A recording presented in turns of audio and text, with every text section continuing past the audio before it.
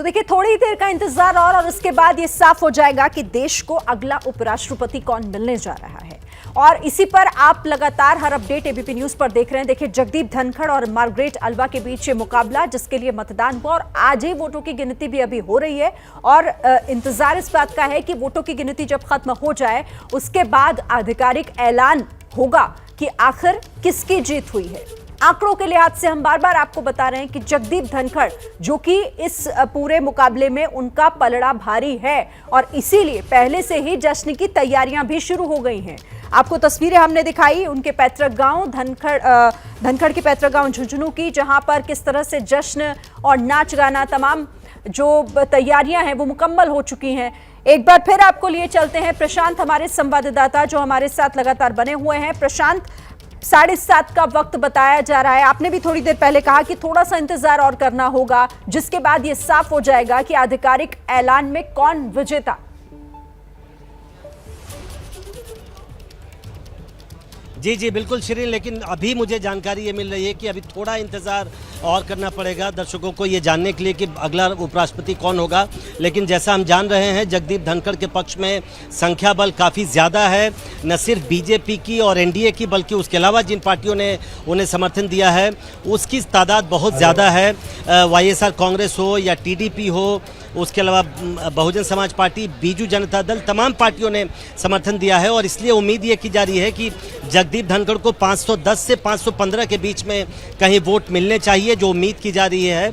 और जो Margaret Alva हैं उनके लिए सबसे दुखद बात ये रही कि पिछली बार जो ममता बनर्जी की पार्टी है तृणमूल कांग्रेस, उसने सपोर्ट करने का फैसला किया था विपक्ष को, उम्मीदवार को, लेकिन इस बार उनके 34 सांसदों ने 36 में से 34 सांसदों ने वोट नहीं किया। इसका ऐलान पहले ही ममता बनर्जी कर चुकी थी। तो कुल मिलाकर संख्या बल इतनी ज़्यादा है जगदीप धनखड़ के पक्ष में कि रिजल्ट सबको मालूम है। लेकिन जैसा मैंने कहा, अभी मुझे जानकारी मिल रही है कि थोड़ा सा इंतज़ार संभवतः और भी करना पड़ेगा। आखिरी जो तैयारी होती है वो की जा रही है, जो मतगणना की जो आखिरी चरण होता है उसकी तैयारी पूरी की जा रही है। तो इसके बाद थोड़ा और इंतजार होगा और उसके बाद यहाँ पर हम लोग प्रहलाद जोशी के घर पर, जो जैसा मैंने बताया था पिछली बार कि जगदीप धनखड़ का ये कार्यालय हुआ करता था, वहीं पर मौजूद है जगदीप धनखड़, प्रहलाद जोशी। और इंतजार हो रहा है कि जैसे ही रिजल्ट अनाउंस हो तो प्रधानमंत्री नरेंद्र मोदी यहाँ पर आए और उन्हें शुभकामनाएं दें और उसके बाद बाकी नेता भी आकर उन्हें शुभकामनाएं देंगे। तो थोड़ा सा इंतजार और करना पड़ेगा। ठीक है, जैसे ही कोई अपडेट होगा जल्दी से हमारे दर्शकों तक पहुंचाइएगा। लेकिन मैं फिर से मनीष आपके पास आना चाहती हूं क्योंकि आपके यहाँ तो जश्न शुरू हो चुका है। थोड़ी देर पहले आप तस्वीरें दिखा रहे थे, बताइए अभी क्या कुछ चल रहा है वहां पर। जी बिल्कुल शिरीन, जश्न तो रुकने का नाम ही नहीं ले रहा। हम सुबह से लगातार देख रहे हैं कि यहाँ पर ये तमाम लोग जो कि उन्हीं के गांव के रहने वाले हैं डांस कर रहे हैं, उनके लिए ढप और चंग बजाया जा रहा है। महिलाओं का समूह अलग डांस कर रहा है। पूरा एक उत्सव का माहौल जगदीप धनखड़ के इस गांव में, इस घर में देखा जा सकता है। ये तमाम लोग वो हैं जो उनके कुटुंबी भी हैं, यानी परिवार के लोग भी हैं, गांव के लोग भी हैं। उनका पूरा परिवार आज भी इस गांव में रहता है। हालांकि जगदीप धनखड़ खुद जयपुर और दिल्ली और उसके बाद जब से वो पश्चिम बंगाल के राज्यपाल बने वो वहाँ रहे, लेकिन एक बड़ा लंबा वक्त उन्होंने अपना बचपन इसी घर में गुजारा है और ये तमाम लोग उनके साथ रहे हैं, उनके साथ हमेशा उनका यहाँ पर जुड़ाव रहा है। और ऐसे लोगों के बीच लोग अपने सपूत के लिए यहाँ पर जश्न मनाने के लिए जमा है। महिलाओं का नृत्य लगातार चल रहा है और बस इंतज़ार है कि जैसे ही रिजल्ट अनाउंस हो तो यहाँ पर आतिशबाजी होने वाली है, मिठाइयाँ बांटी जाएंगी।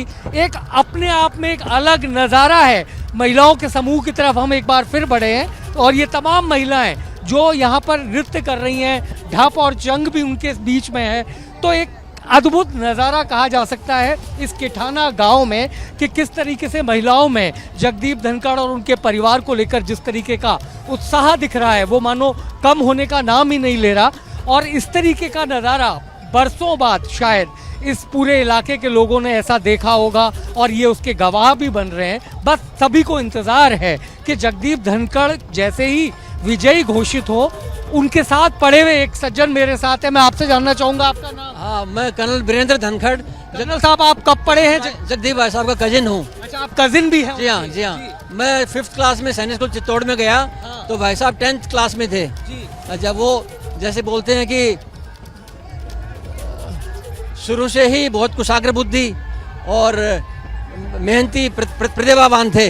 अब कैसा लग रहा है यह माहौल? तो अपने आप सारी बात बेहद खुशी, बेहद गौरव का महसूस कर रहे हैं और वो बहुत ख्याति प्राप्त कर रहे हैं, वो डिजर्व करते हैं। डिजर्व करते हैं।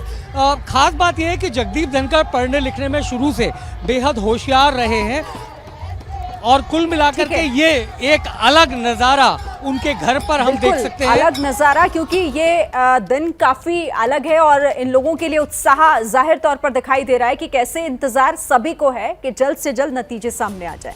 आप दोनों हमारे साथ आगे भी रहिएगा, मैं आपके पास लौटूंगी। क्या मजबूरी है मेरी, बताइए।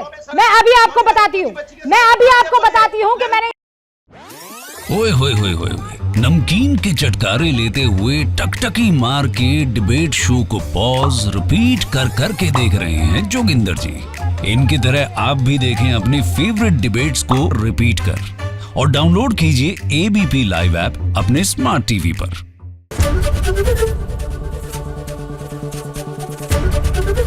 एबीपी न्यूज आपको रखे आगे।